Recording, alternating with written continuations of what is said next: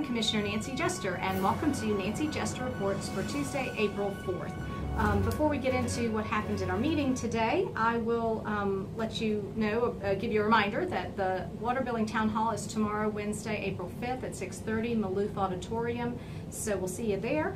The CEO released this press release today saying that DeKalb County was going to be releasing 8,000 water bills. There are many more that are being held than 8,000. This is a subset of them. The press release has given me some questions to ask because it says the January, February bills are going to be released in this 8,000, but I don't know what's happening to people that had bills that went back prior to that. I'm hoping that those have just been wiped clean because I don't think we can really go back and bill people for those things. I think that would be unfair.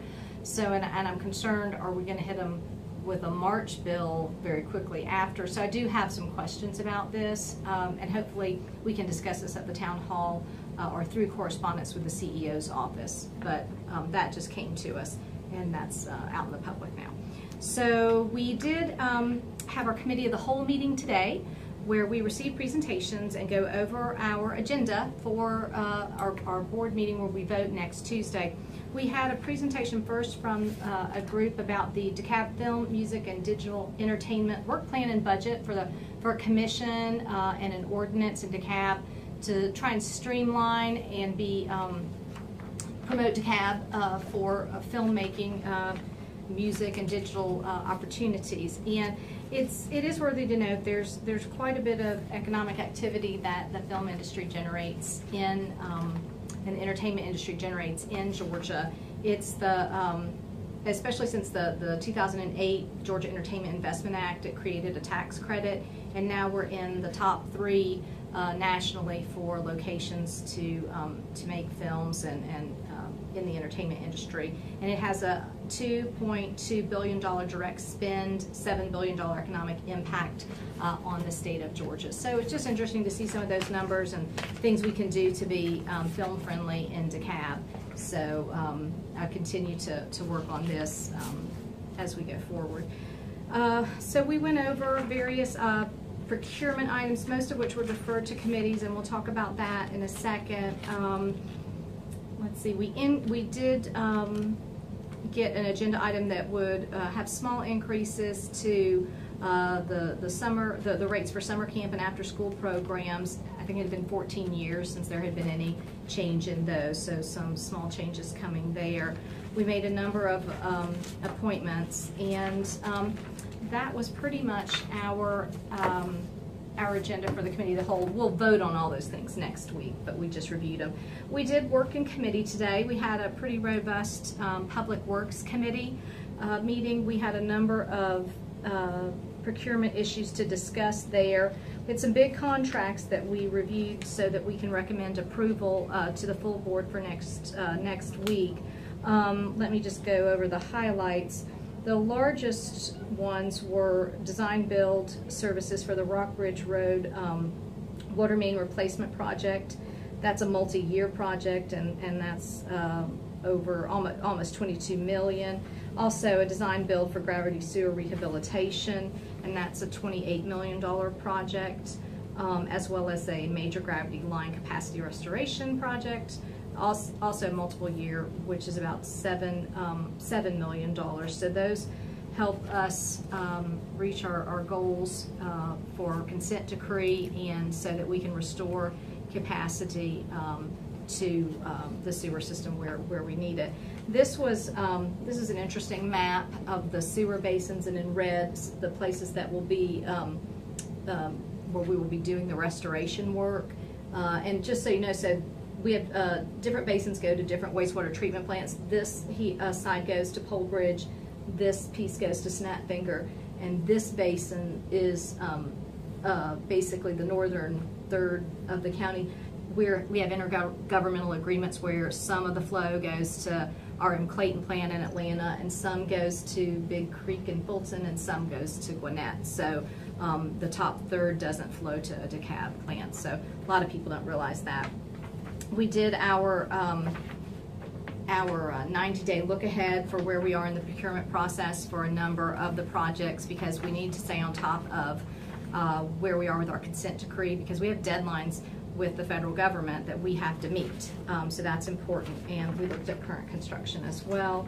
One of the more interesting things we looked at was, what are we, with the sewer rehabilitation, when we do some of the work where we look inside with sonar, where we look inside with cameras, what are we seeing? And I think one of the most interesting features that was brought to us today was this photograph where a tree was removed from a sewer line. So that's the extent of the obstructions. We have these all over. So restoring capacity by clearing and replacing some of the lines, upgrading as we need to if we need that, if we need to expand capacity. But there's just the sewer lines in 70 years have not been cleaned properly. So we have decades of work to catch up on. And then this photograph is what it's like when you've got the fog built up, the fats, oil, and greases, and what we can do when we clean it. One photograph it's not as dramatic, but it's problematic to deal with is, so this is what a clean 48-inch sewer main looks like.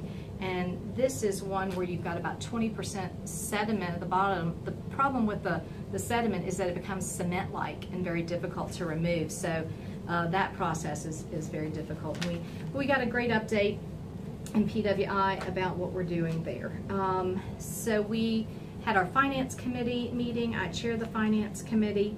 We have been scheduled to do our financial policy review, really begin that process, which is a project that will probably take multiple years, but I've asked our finance department to bring forward each and every policy. We'll take an inventory of each policy we have and see where we need to edit, replace, have a different policy, amend. Maybe there's things we don't have policies about that we need them. We were supposed to start that today.